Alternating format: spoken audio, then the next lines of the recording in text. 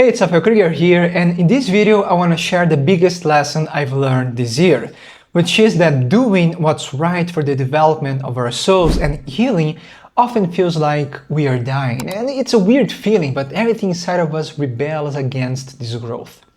And we usually take the first signs of struggle as an indication we are on the wrong path.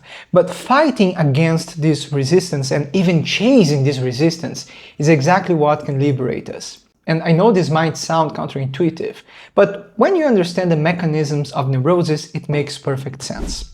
And before I explore all of that, let me tell you that once you join my newsletter down below, I will send you a copy of my book Pistis, Demystifying Jungian Psychology, in which I dissect every aspect of Carl Jung's work.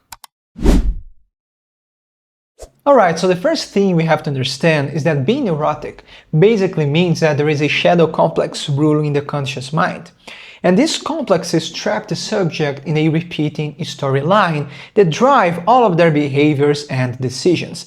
And complexes seek to constantly self-perpetuate. So it's just like that movie Groundhog Day every single day. And what's interesting is that these complexes color our perceptions. And because they tend to follow a tight script, whenever we try to break free from it, it feels wrong, it feels weird, and there is this massive resistance. And it's crazy, but human beings have a great tendency to always choose staying in familiar situations, even when they are a living hell, simply because it's predictable, instead of daring to go into the unknown and create better conditions.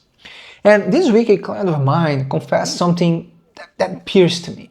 So he said, I realize how often I take refuge in feeling bad about myself. So stay with that for a while.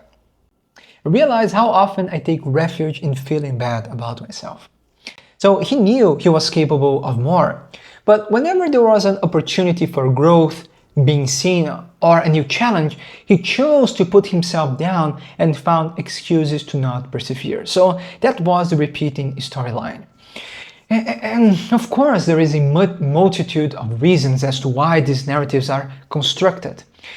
But I want you to understand that focusing exclusively on the past often blinds us to understanding why they're still at play. So when someone sees themselves as inherently incapable, there is a lot of responsibility that can be avoided.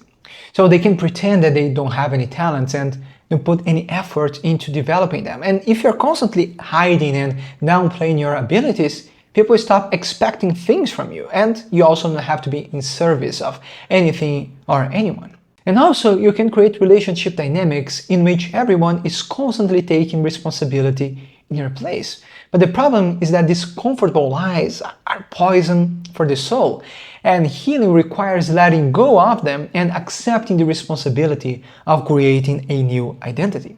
But of course, this doesn't happen in a flash, as healing is a construction. So that said, carving a new path occurs through small daily choices. So just start by fixing your habits and choosing to follow resistance whenever it appears. So again, instead of interpreting struggle as a bad sign, take it as a reassurance you are breaking the pattern. Even it feels weird, even if you feel like something inside is dying. Trust me, to craft a new identity, you have to let go of the old one. So healing requires movement, and sometimes it's internal, like choosing to be with an uncomfortable emotion instead of indulging in some addiction. And at other times, it's about making a tough decision, setting a boundary, or making time to work on your craft and be creative. And in the beginning, it seems like nothing is happening, but the truth is that true healing is subtle, and huge cathartic moments are rare. And Jung says that we must use the conscious mind to its limits until the unconscious finally corroborates.